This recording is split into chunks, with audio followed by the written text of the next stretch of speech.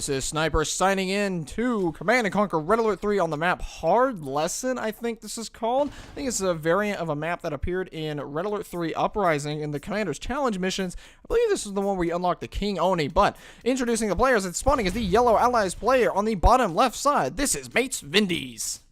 And his opponent spawning as the Cyan Soviets in the upper right-hand corner. This is NaCl GBH Michael, hailing from the saltiest clan on Red Alert 3. And one disclaimer about this game is that this game was labeled under the King of the Hill series. However, there have been a couple interesting developments with this. Number one is when I was checking game replays today, just before I started recording, and as it turns out, I actually can't find the King of the Hill replays thread right now. I don't know where it went. I'm gonna keep looking for it, but maybe I just lost it. I don't know. maybe it's just hidden under a tab. Did that warbear just roar twice? Say what? Say what? Well, this attack dog is going to get some free conscript kills. Looks like that conscript is going to be enough to chase away. But the other disclaimer about the game is that this is a part of the King of the Hill series. And I realized I believe the last video I recorded on King of the Hill was between Pick4A and Proflof. I believe it was. I believe, spoiler alert, if you guys haven't watched it, 3, 2, 1. Okay, you got your warning. I believe Pick4A wound up pulling that series. So he would be the current reigning champ of the King of the Hill series. But this, I can't quite find this game. I downloaded it the last time that I saw the thread for the King of the Hill replays, and this game actually appeared next sequentially right after the game between Proflof and Pick4A, which confuses the crap out of me. Maybe I missed a game somewhere. Maybe the games weren't necessarily posted in order. I don't know. I'll go back, and once I hopefully find the thread again, I'll double check everything and find it all out.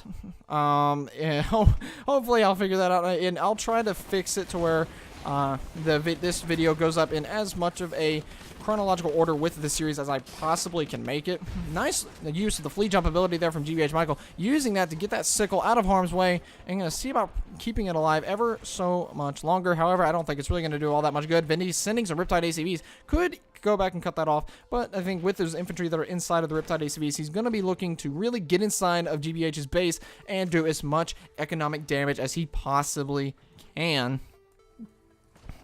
I have not exactly looked at the base builds I've been going on here all too much. Third refinery coming down from Vindies, m8s Vindies. I almost called him NaCl. He is not from the clan. He is not from the Salt clan. He's from m8s. GBH Michael, on the other hand, also taking his third refinery. Airfield coming out from Vindies. Are these infantry? It looks like he did have an engineer inside of one of those Riptide ACVs. So it looks like his main objective was just to capture that oil derrick. Now, Vindy's looking at 30 cred every 2 seconds. Very useful indeed. Just a terror drone sitting out here on the water scout. That would be very annoying if that MCV decided to try to move and it ran smack into a terror drone. That would be very, very bad indeed. Just a little bit of garrisons here in the center of the map. One garrison I think it's got only like one conscript in it. Yeah, there it goes. One conscript, done, dusted. And Vendy's just going to go ahead and destroy the structure. Going to go ahead and load back up all of his javelin drippers into those riptides. 2 cycles, 2 bullfrogs, a little bit of a roaming hit squad from the Soviet player, just going to start walking all over the map, trying to see what he can find.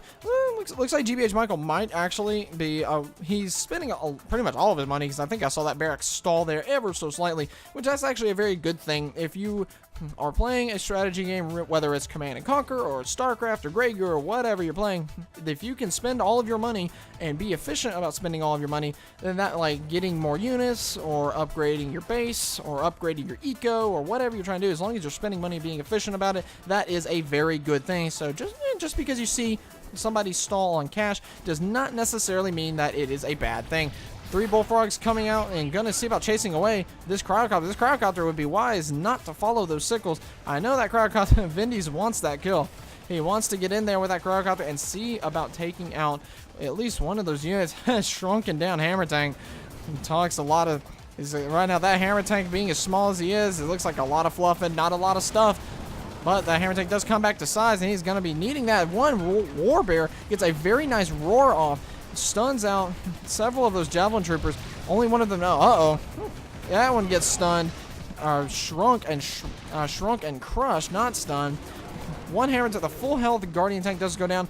The now like 2 pixel health Guardian tank is still alive. However, screened behind these 2 Riptide ACVs, it could go down. If those 2 sickles and flak troopers, I think they would have enough DPS to take on these Riptide ACVs, and that is indeed what they're going to do. You're going to want to be very careful, though. He shrinks the tank, but he does not shrink the bullfrogs, which are going to be doing some damage to that one of those cryocopters, setting it on fire. That's no bueno at all. Where did GBH's MCV go? There it is. It's packed up right there. If it were a snake, it would have bit me. It is just right there. Do we have anything else? Armor facility, yes, as we have already been able to tell, down, rocking that T2 status, as of course the cryocopters and guardian tanks are already indicative of that. GBH Michael does not look like he's very irked about losing his oil derrick. Vindies is just, I have oil derrick has paid for itself by now, that is for sure. Very nice micro flea jump, dodging the Vindicator bombs, just all 3 of those little scorch marks on the ground. Where the bombs would have impacted the sickle. However, no dice because GBH Michael is paying attention and his micro is on point. 4 hammer tanks wedging their way forward. However, the shrink beams are already coming out from Vendy's. Going to be shrinking down those hammer tanks and a little bit of a cryo shot coming out. One cryocopter goes down. Will another one go down? Oh, those last 2 are so very weak. If those bullfrogs manage to just get past those guardian tanks, there's so much stuff. There is so many. Oh, those 2 cryocopters. 1 cryocopter did go down. The other 2 are going to retreat back to base. Looks like 2 of those tanks get caught by a Tesla trooper. That is very, very good indeed. Tesla trooper going to be getting the last shots off on that guardian tank. Flak trooper gets the second one, but a little bit of the infantry transition. All of these hammer tanks are going to get caught, or not hammer tanks, guardian tanks. All of the guardian tanks from Vindies will indeed be caught. Going to be sending for that Tesla trooper. Probably going to use the EM disruptor. I think that's what's called the EM disruptors. Yes, the EM disruptor. But however, since that terror drone still had a grasp on it with its electro claws, that's very nice indeed. Max clearance coming out from Vindies. Airfield still on the ground. Boot camp down.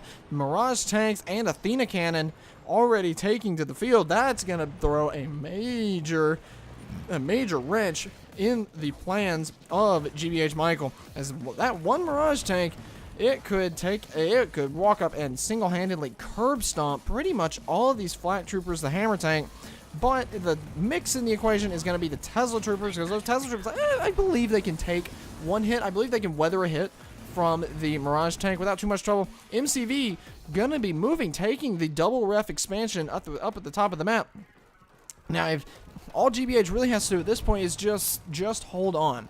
If he's able to stall Vindies and just hold on it, I like this though. I like this play from Vindies. He put a spy inside the multi-gunner IFV. So if anybody does not know, putting a spy inside of your multi-gunner IFV basically turns them into a sniper rifle on wheels. That's basically what it does. And if you shrink the thing, then I don't know about what that does to its effective range, but this Speedy Gonzalez, or a potential Speedy Gonzalez with a sniper rifle inside.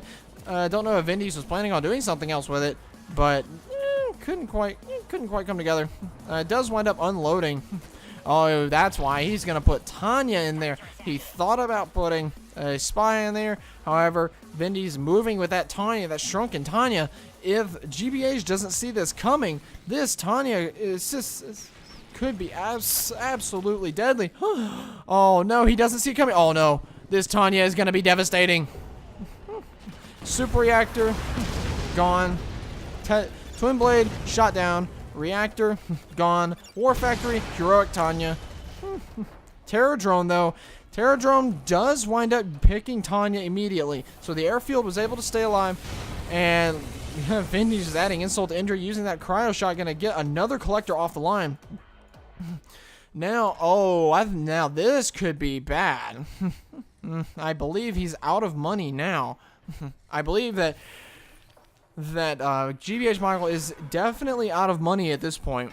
Which this is the point. It's just where it's unlike earlier. This is the point where it's very, very, very bad to be stalling on cash. Is this refinery suddenly a frontline refinery is critical Like, he absolutely needs that refinery to survive until he can either A, get this ref replaced, B, get another collector online here, or C, get another ref online over here, which he has to, I imagine he may be on low power right now, since that super reactor did indeed go down. I would imagine it, and that would not be very good at all. These two Mirage tanks, they're going to be so very deadly. These infantry are bunching up. They do not want to bunch up. These infantry, whenever they're under attack from Mirage tanks, bunching up is the last thing that they really want to do. But these Tesla troopers, you see, these Tesla troopers, they can take 3 hits from a Mirage tank. 3. Note to self, note to everybody watching, if you are a Soviet player, take notes from GBH Michael. Those Tesla troopers hard counter Allied Mirage tanks, taking up to 3 hits. It takes 3 hits to kill a Tesla trooper. Tanya back out onto the map, just going to be walking onto the front line. Now, this is what GBH Michael's army composition is a little weak against, is this Tanya. A few sickles would be very instrumental in this army comp. In fact, he needs them right now, and he has recognized that, and he is moving them to the front lines. If he... The time belt, there it is. m8s Vendy's recognizing that sickles are on their way out, uses Tanya's special ability of the time belt to just go ahead and pull on back and safely extract Tanya. Make sure she's completely out of harm's way. Apollo Fighter just gets absolutely vaporized straight out of the sky. m8s Vendy's still not going for anything else. That's an aircraft carrier. We have an aircraft carrier, and it looks like the engine, the little engine animation on these attack drones has been redone as well. That looks very nice indeed. Looks like a little bit more detailed, I guess, or a little bit more dynamic, perhaps. But meanwhile, we have an army fight going on in the center of the map. That Tanya, looks like that Tanya did go down. It got zapped by a Tesla trooper, I believe. That was a spy Tesla trooper. Didn't get to get the bribe on anything. If there was a bribe in the middle of his army, that would have been so worth the 1,000 that it would have cost to make such a bribe happen. GBH Michael, I think, is just out expanding Vindies, and there is no way that this is gonna happen. There is just, I honestly, Vindies is a great player. He is an absolutely phenomenal player. Defense Bureau is down. What could he be going for? I think that's a Spectrum Tower he's got queued up. You know things are getting desperate when a Spectrum Tower starts coming onto the ground. I believe that is a Spectrum Tower. A lot of those flag troopers do actually get cleaned up. No, that was just a multi-gunner turret. However, it is going to get damaged heavily by that orbital drop power. Tanya already back out, and GBH Michael's army is going to get pushed back by this Tanya, as this Tanya is going to be just enough to absolutely fry anything that comes out behind him. Using the time belt just to go ahead and pull on back. Tanya just kind of herp-derping out just a little bit there. Just a little bit herp-derping out. GBH Michael not rebuilding this ref. There's still 17,250 in that ref. That is a very useful ref to get. Now, along with this one, I realized this one was destroyed, and there's nothing nearby for him to rebuild it with. But now, oh, that is a heroic aircraft carrier. There is no counter to that aircraft carrier. GBH Michael committed to the land attack. Is now suddenly, now Michael's eco advantage is just it's gone. His eco advantage is gone straight out the window. If Michael was able to hang on to his starting base as well as this expansionary refinery down here, then suddenly we'd be looking at 5 ref to 3. And m8s Vindies would be in some seriously dire straits. But because we're not... Oh, Sentry Bomber. Oh, Vindies was trying to get a little cheeky. Getting that Sentry Bomber drop. I would imagine that Vindies knows about this base. He knows it exists, and he knows there is mining operations going on up here at the top of the map. Yes, here comes the combat engineers from GBH Michael going to go about getting these oil derricks. Vindies has had this extra 30 cred a second for so long. At this point, it's basically attributed to be another refinery by now. And a proton collider is on the map. That's why he built the Defense Bureau. He just put a gigantic timer on this game.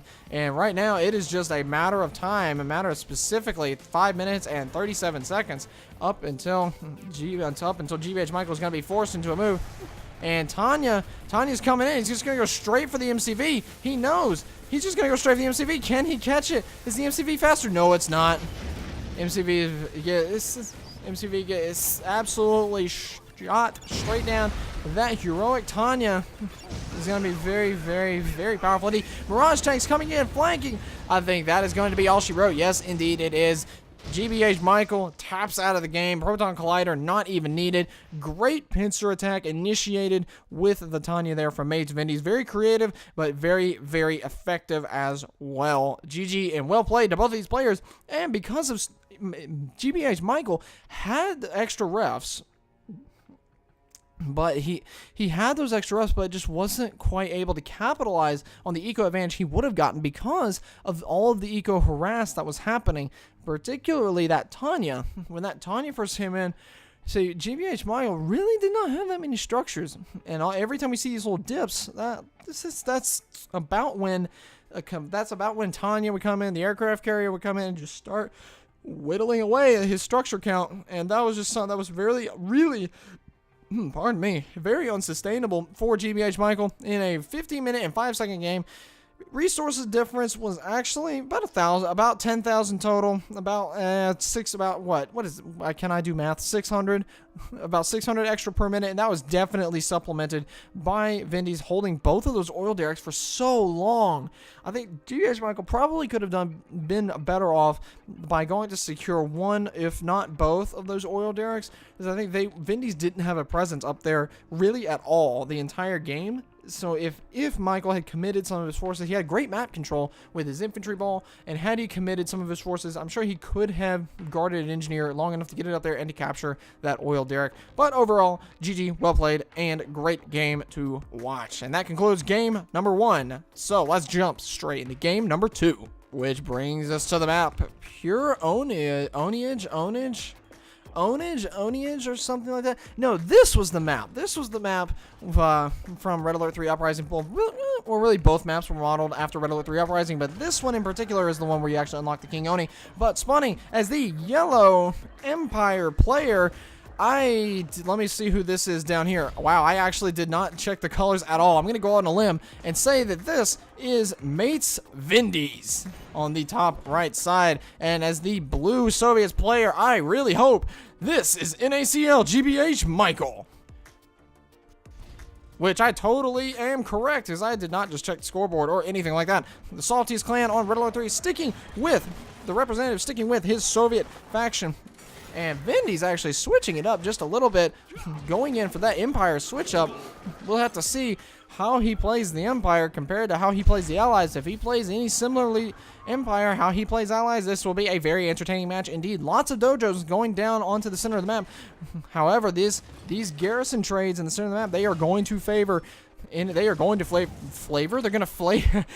flavor our Soviet player. No, they're going to favor our Soviet player, as these Molotov cocktails, conscripts are only 100 a pop, and Imperial Warriors, I believe, are like, what, 200, 250-ish? No, I think they're 200. I think PKs are the most expensive at 250. But the Imperial Warriors, they have to use their bonsai charge, which kills them. Like, Imperial Warriors and PKs really have it bad against Soviet players in the garrison clearing game. Because right there, that was about a net 300 loss for Vindies, right? Because the conscripts are so much cheaper. Yes, granted, the conscripts are the worst in straight-up combat. However, when it comes to garrison clearing like this is exactly what you want to do, because the conscripts can force clear structures from outside with their Molotov cocktails.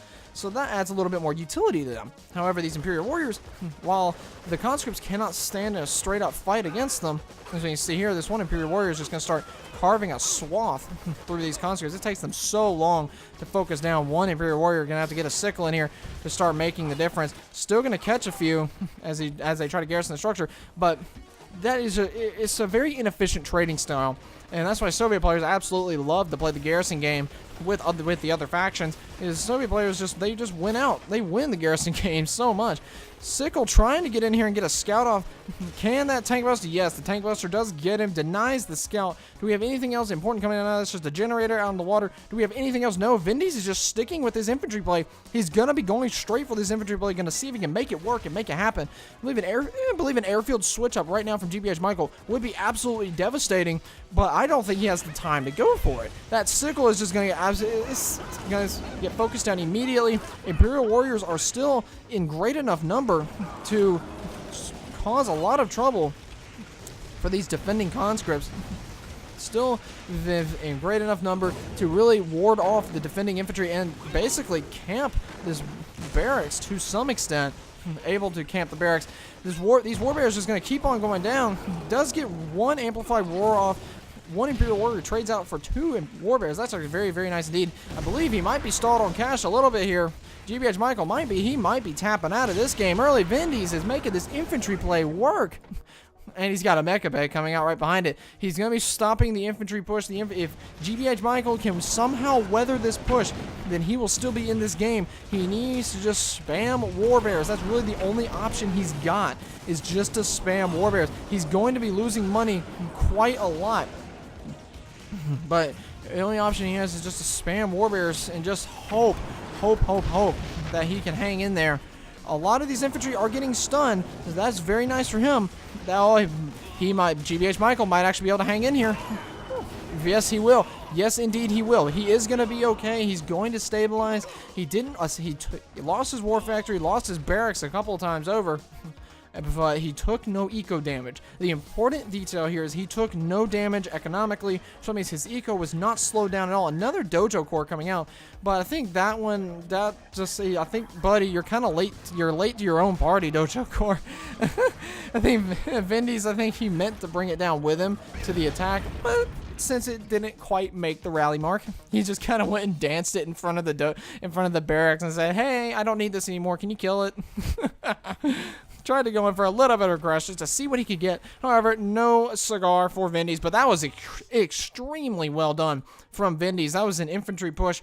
That was worth the history books, and at the same time secures not one but both oil derricks again. So those 30 credit a second already coming back out. T2 on the Mecha Bay already out. Strike Chopper VX is already here. A third refinery already taken.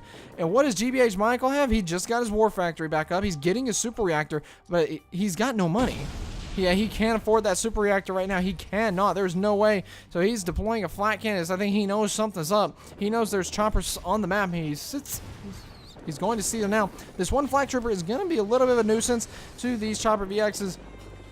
You want to be very careful. Yes, bullfrogs are already out onto the map. One bullfrog going back towards the back end of his base, and that will be enough to chase away those chopper VXs. If he is not careful, those chopper VXs will indeed go down to that bullfrog. Bullfrog's a little out of position. It is very out of position. The MCV did manage to get the crush off on one of those Mecha Tangoos. Another Mecha Tango already on the ground. Took a lot of fire from that bullfrog. This is going to be in a heavy damage mode, trailing that blue fire, which I think just looks absolutely awesome. Is, you know, I'm dig the blue fire. It looks, honestly, I think it looks a lot better than the green fire, but that's just me.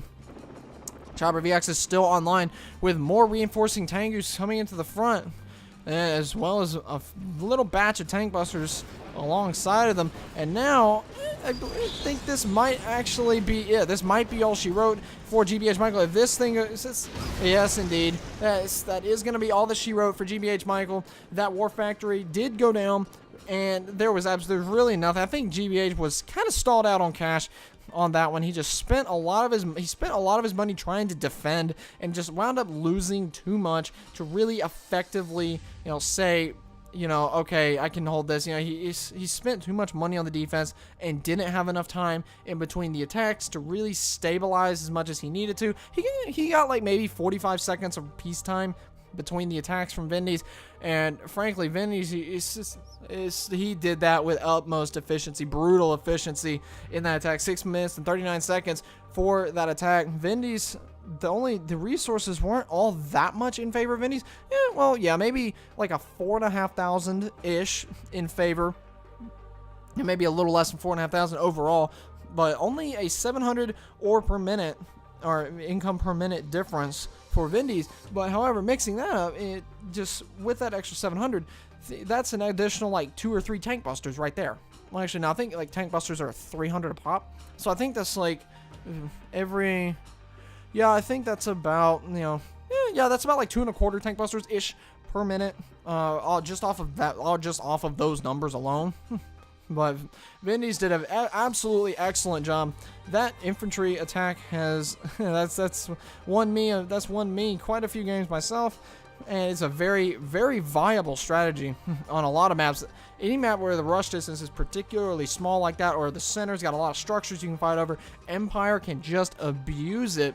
They really, really can. And plus, they can eventually start to overwhelm. If as long as you don't mind trading inefficiently against the conscripts, if you are against a Soviet player, if you don't mind trading inefficiently, then you would eventually be able to overwhelm the Soviet player from the center, because your production facilities, not only could you have more of them, you could get them out closer to the center of the map. So therefore, your reinforcement time would be less. So Empire has they're very utility based on infantry garrisonable centers on the maps like that. However, used in the proper hands, they are very powerful, as Vindies has just displayed. So that will conclude game number 2. So let's jump straight into the exhibition of game number 3, which takes us to the map Deep Sea. I think this is called. I think I called this like Battle Base Epsilon. I think, yeah, I think that's what I called it last time I was here. And no, this is really just Deep Sea. This is not Battle Base Epsilon. I think that would be an awesome name. But spawning as the Yellow Empire player, I believe, continuing his transition from last game, this is m8s Vindies. And that's a really nice little decal right there on the side of the Konyar. I think it's like the Steel Ronin decal, maybe. I don't know. Spawning as the Purple Soviets player on the bottom side, this is NaCl GBH Michael. And it is quite appropriate that he's coming from the saltiest clan on Red Alert 3, as some salt may be real, but may not be real at all, as I'm sure these guys get along very well in game. I believe I've chatted with both of them at some point. I think I've chatted with, I think I played with the GBH a couple of games, and that did not quite go very well. But that is completely irrelevant to this game at hand. Flak Troopers taking this garrisonable structure here and going to be completely locking down this Imperial Dojo. And those Warbears just enough to stall these Imperial infantry, just to make sure that nothing else is really going to happen. He's going to start trading them. These Flak Troopers are going to start trading out the structures. Yep, down he goes. And yep, okay, so looks like Vendies is going to be able to keep this dojo alive, as GBH does not have any more infantry coming out to the middle of the map. And I believe he's going to, yes, GBH Michael has just hit low power. That's no bueno. Hitting low power is never good at all. Doesn't want to hit low power if you can at all help it. Looks like some walls are going out somewhere. I think he's just building walls. Yes, indeed. Vindies is going to go for the oil derrick capture. It's right on the front door of GBH Michael. Wait, what?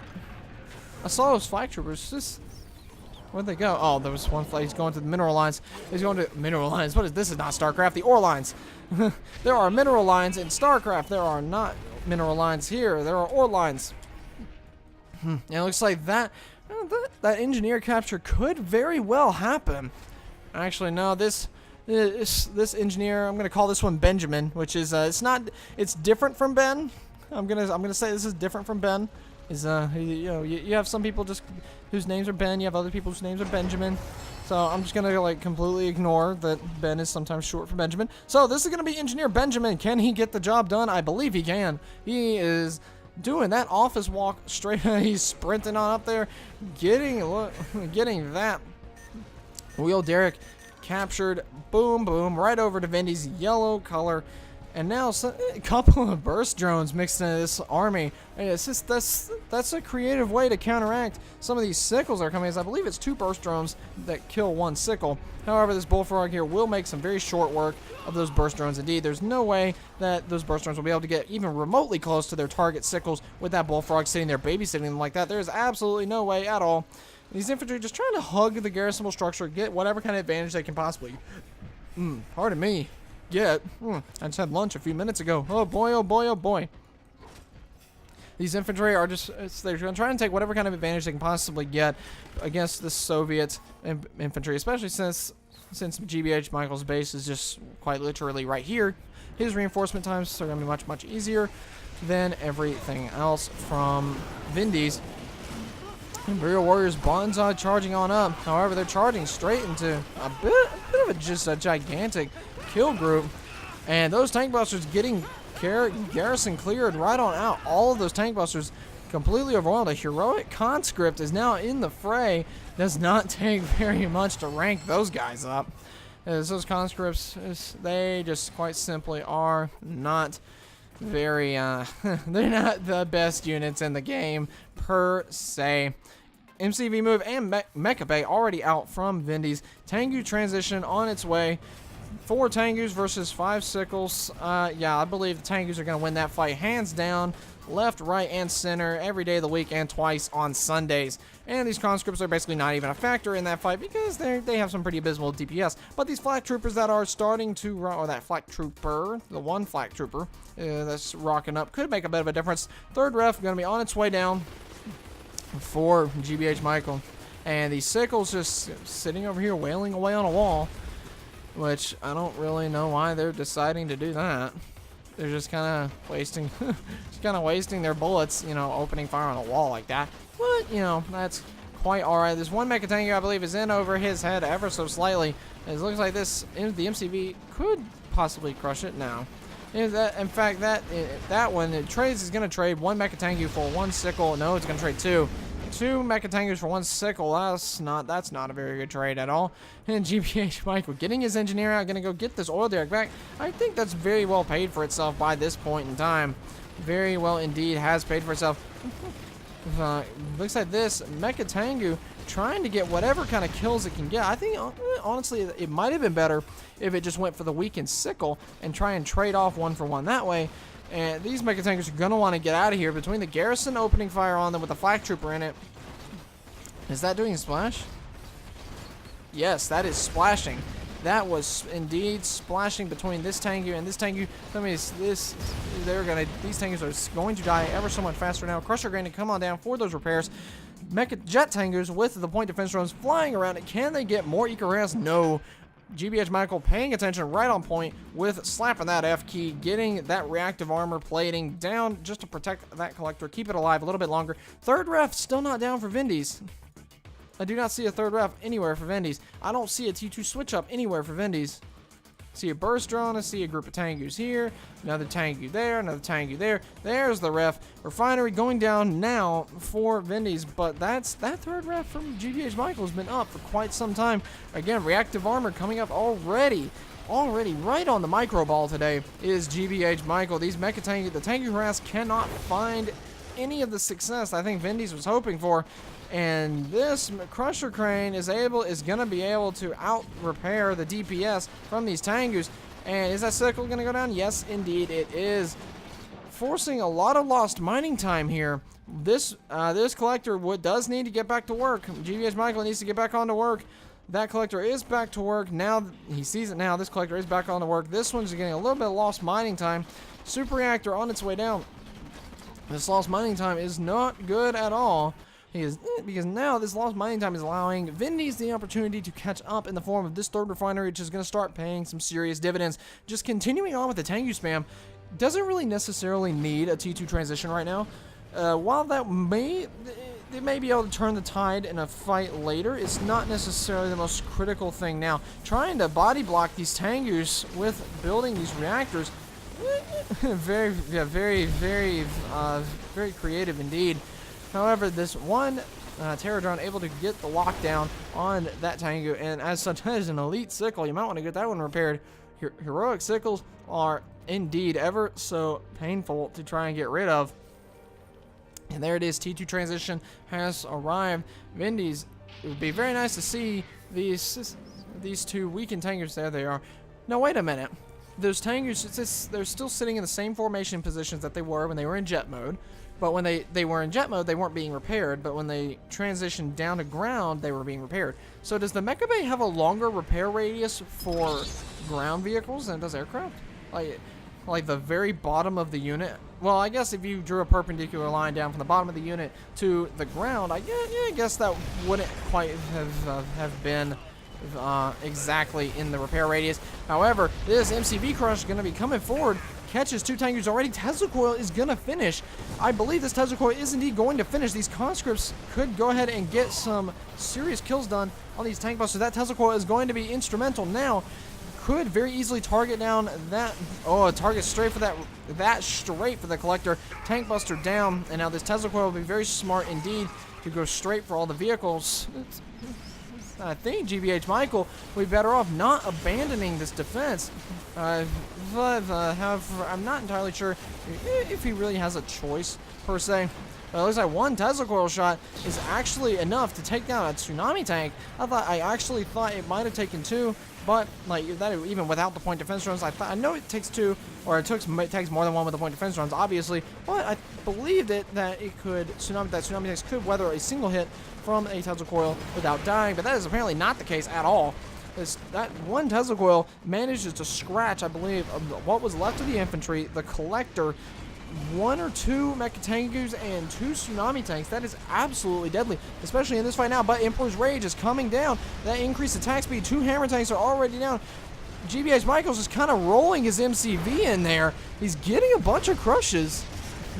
But yes, he does get a bunch of crushes. However, the counter crushes are coming out from Vindies, and the MCV from GBH Michael is gone. And that is a heroic Emperor's Rage tsunami tank, and that is just DPS out the flippin' wazoo. That is a lot of damage right there. A lot of power behind that tsunami tank. More tsunami tanks just coming onto the map, trying to catch up, trying to catch and deny this sickle harass from coming after the refineries. The sickle did almost get this collector into heavy damage mode. What kind of backup plan does GBH Michael have for this? Something out of his barracks, I guess. A little bit of a comment mark at this burst drone, just coming in, trying to see what kind of scouting information you can get. Looks like Tesla troopers are going to be the follow-up for GBH Michael. Which good, considering the tsunami tank count, the 6 tsunami tanks are on the map, one of them is heroic. Considering that, Tesla troopers would be a sound follow-up, especially with only these 2 hammer tanks and 2 bullfrogs. GBH Michael is going to seriously want to think about sitting near this Tesla coil, because this Tesla coil is his defensive position, is really his only defensive position on the map right now. If he's able to keep that thing alive and keep it secured, then he could cut off a major choke point that takes the most direct route to his base. And of course, Vindies, if he wanted to circumvent that Tesla coil, he could go around it, but that would involve either going back here, going all the way around the side of the map here, and then up this side ramp, which airfield coming down. Wait, GBH Michael is not in trouble because he has a crusher crane. He has a crusher crane, so that means more structures are going to be on their way out. Chopper VX is already here. Is there anti-air? Where are those bullfrogs? There they are, and those bullfrogs are here. If those bullfrogs go down, now that there's aircraft coming out from Vindies, there are those tsunami tanks. Those tsunami tanks are going to go for a flank. Oh, but going this way, I think he might actually take some fire. He might actually take some fire from that sentry turret up there on the ridgeline. Yes, Vindies is going to go for this kind of a flanking attack. This refinery, he's going to trade a refinery for it, though. This refinery is done and dusted. There is no way that thing's going to stay alive as it goes straight down. One mecha Tango biting the dust, another collector biting the dust. And GBH Michael, has he seen it? I don't think he saw it. Or if he did, he just doesn't care. He hasn't seen it. Oh, he's seen it now. He's seen it now, that's for sure. The elite tsunami tank, the heroic tsunami tank does get infected first. That is very, very good indeed. Gonna go ahead and start targeting down the strong one. Chopper VXs are here. That means there's nothing to defend the base. This base is so gone. But the MCV, it's already made it to the water. There's no answer. There is no response. The airfield is gone. The war factory is now gone. This Tesla coil would have been better off going down behind the super reactor, but there's no way. There is absolutely no way this is going to work. This Tesla coil is not going to get the finish. It's not going to get the fire a single shot. These Chopper VXs are going to finish this refinery. It's a base race, but it's one that GBH Michael cannot win. Because this base race, he needs to kill this refinery and this MCV out on the water, but it cannot be done. This stuff cannot be killed. This Tesla Trooper could be a saving grace. It could very well be a saving grace, at least for the ground army, but there's nothing here to answer the aircraft. There's no answer for the Air Force from Vindies. The GBH has one heroic flak trooper, but that's it. And there's nothing else that could be done. Too few units, none of them could get out onto the water, and Vindies MCV was still alive. GG. well played to both of these players. Vindies takes it 3-0 and proves that he is just as deadly with the Empire as he is with the Allies. Looking at those resources, Vindies was actually ahead for quite a bit of that game, at least towards the end of the game anyway. Towards the end of the game, Vindies did average, well, everything considered, a little bit over 100 difference per minute income. But you gotta remember, this income is just the aggregate, the average of the entire game, while GBH Michael more than likely had the income advantage early on due to his third refinery. When Vendy's got his third refinery online and started harassing the absolute stuffings right out of GBH's refineries, then he was able to catch up and close that eco gap and ultimately put himself into the lead by just a little over 1,500 overall. For a 14-minute game, that's not really all that bad. That one just came down to the transitions were really good at countering one another. I think if GBH Michael had been able to take a frontal engagement with those tsunami tanks, if his army had squared off directly with Vendy's army there at the end of the game, I believe that would have definitely done it. I think GBH Michael would have been able to take that game and pull out the win.